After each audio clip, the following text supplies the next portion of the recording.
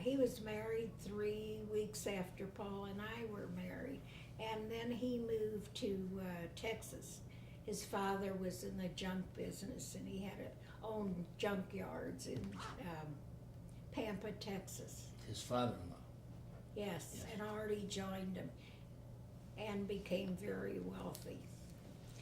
And later in life, he moved to San Antonio to be near his daughter.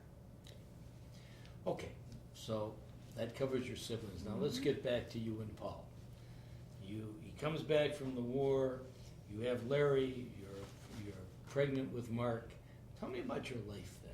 Okay, when Paul came back, Paul's uncle was in the jukebox business, and he worked for him 6 months, and he met a man who was in the record industry, and the man took such a liking to Paul and asked Paul if he'd like to join him. And Paul said, oh, he'd love to, and they formed a record company. And Robert Hausfeder was the man who asked him to join him. And Robert was always out playing golf and everything, and Paul more or less ran the business. And Paul learned a lot about the business, and all of the record people took a liking to Paul, and Paul knew the ins and outs of it, and he was a partner, became a partner of Bob Hausfeder, but Paul couldn't sleep at night because Bob did things that were dishonest, and he was making money hand over fist, but he still had to get out because he couldn't live like that. Anyway, Paul started his own record company. I had bonds that I had saved during the war. We took that money. We took an uncle of his, gave him $7,500. Paul gave him a part of the business, and we started the record company, and Paul became very successful. He represented 38 different labels, and he then opened a second company, and it was called Lamar Distributing. The first company was Midwest, and Paul had his father and 3 brothers work for him. And he was a very successful businessman. Unfortunately, at age 43, he got sick. Larry and Mark were too young to take over the business, and his 3 brothers weren't as capable, so Paul liquidated everything, and he never worked again a day in his life. When let's go back to when he first started his own company. What did he travel a lot? Was it just in St. Louis? No, he had 5 states, and he had salesmen out on the road. His brothers worked for him, and he had a young man by the name of Leonard Rubin, who was also a friend, who was a salesman. And after a while, Paul bought the building that his company was housed in. And the uncle became a fourth of a partner in the building. The uncle worked on Washington Avenue, and I think he never made more than $100 a week. This is really funny. When the uncle passed away, he left an estate over $1 million. In those days, that was quite a lot of money. It is today, too. Still a lot of money. Being in the record business, did you ever come in contact with any of the artists? Oh, yes. Paul used to call me. He'd call in the morning, oh, I'm going to bring Bobby Darin home for dinner. And I saw you look up. Yeah, I cooked dinner for Bobby Darin. He was quite a character. Eadie Gourmet and Steve Lawrence spent a weekend with us. In fact, Paul Anka did. Paul Anka wore his basketball jacket around. Yeah, And- we had many stars. Paul had the beginning of the rock and roll, chess records. Sure. He distributed their Leonard Chess's records, and yeah, What, and he was a man with such integrity. You never needed anything in writing from Paul. when His word was so good, and his sons inherited that. when these artists would come to your house, by this time you must have been an accomplished cook. I So- was. You were. I have to admit it. And I knew Larry and Mark ate a lot, but I never even thought about them. Oh, and every Sunday we used to go out for dinner, and then we'd critique it the rest of the week. And you know how the records, we decided at dinner, Paul would bring the demos home.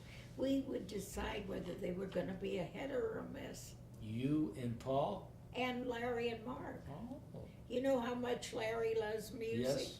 That's where he got it from. Wow. So when these big stars used to come to your house, was there a lot of laughter? Talk about what would. Aaron said he would accept the invitation, providing we wouldn't have any other guests. And our next door neighbor loved Bobby Darin, and we said, well, could he come? And so he said yes, but that was it. He was a real character, Did you very like him? talented.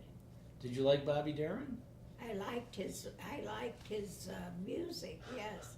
Now I was crazy about Steve Lawrence. He was really a nice guy. And Eadie Gourmet, his wife, she was his girlfriend at the time. They were married shortly after. And she had a wonderful voice. Crazy. What? Crazy? Okay.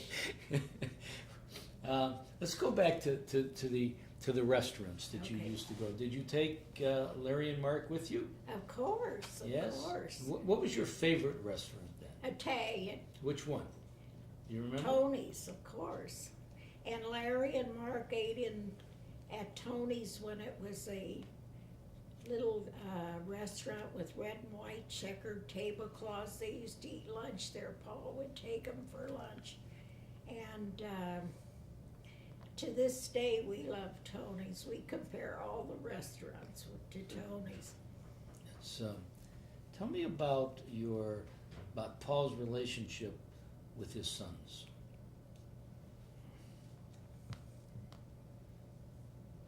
Larry always tried to please his dad, and I think to this day, he thinks he could never have pleased him.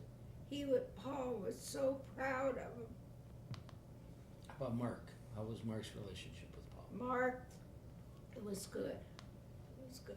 They both. But Larry just always tried to please him. I don't know why you might ask him that sometime. Okay. Did you ever get involved between the two of them? I mean, No, Ron, what I haven't told you is yet, I was like a puppet. Whatever Paul said I did. I never wrote a check. I never drove a car. But the day that Paul got sick, my life changed.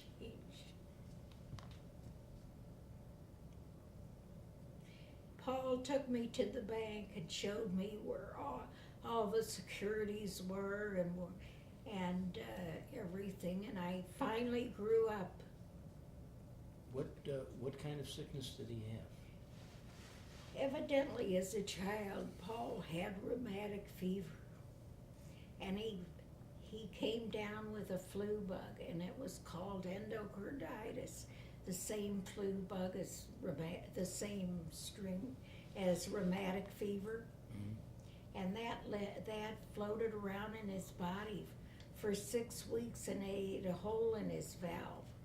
And the following year, we went to Houston, and Paul had Dr. Cooley give him a new heart valve.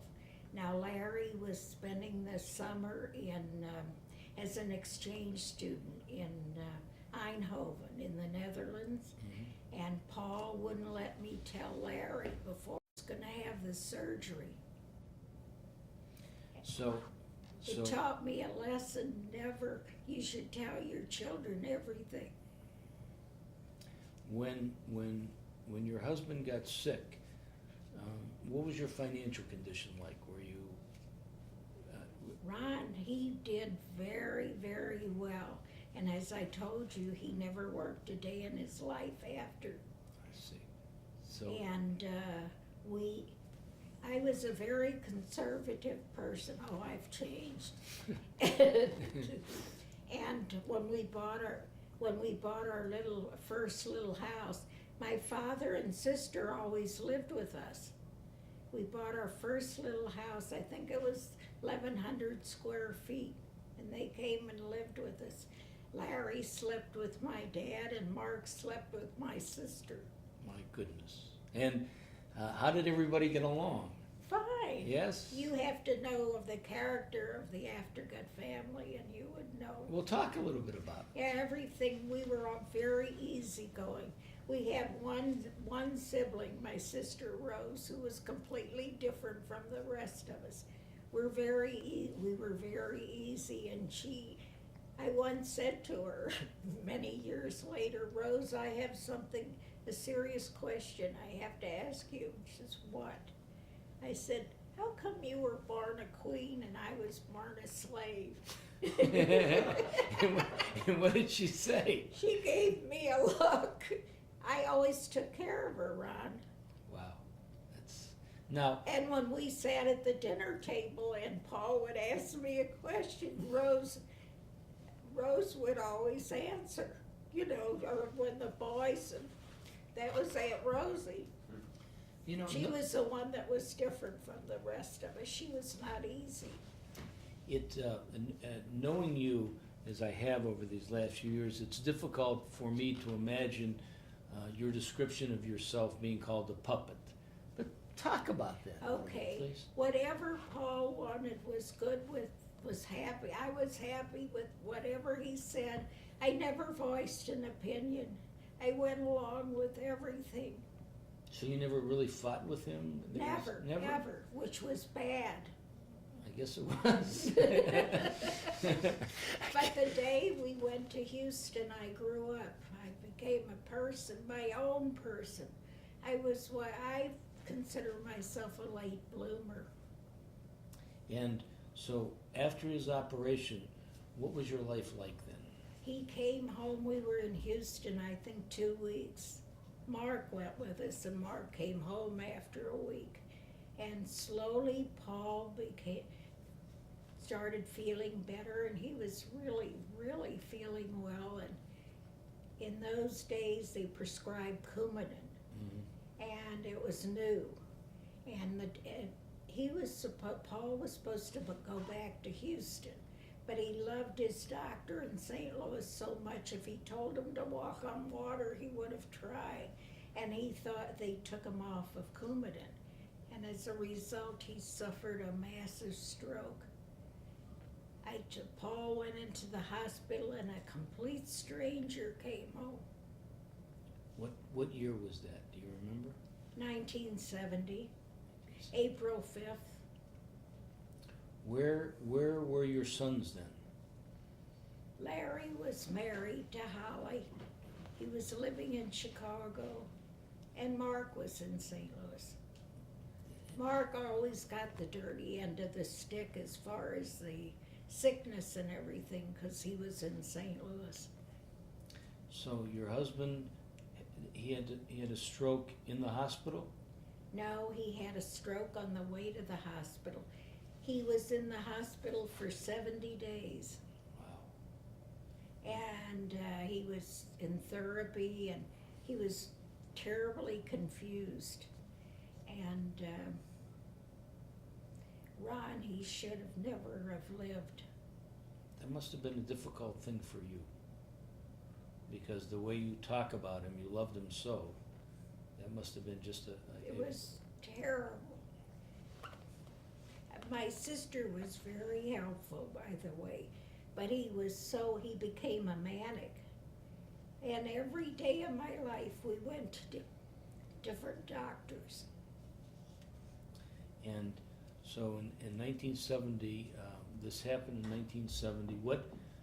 What were the next? Tell me about the next 10 years. Where did you live? What did you do? We bought a house. We bought a bigger house, and Paul had to talk me into it. I didn't think we could afford it and all of that, but of course we could, and just those 10 years, every illness that came along. He had Parkinson's. Here is a man in his late 40s, and he died when he was 58 years old. But he had he was on lithium. He was on every Monday I took him for a test to make sure that his lithium level was right. One time he became toxic. We went into the hospital. He used his lifetime of insurance, hospital insurance, because I would have to take him to Renard. That was a psychiatric hospital. Did he ever talk or realize what had happened to him? Did he ever talk to you about it? No, he didn't realize it. I didn't even know that person I was living with. And toward the end, about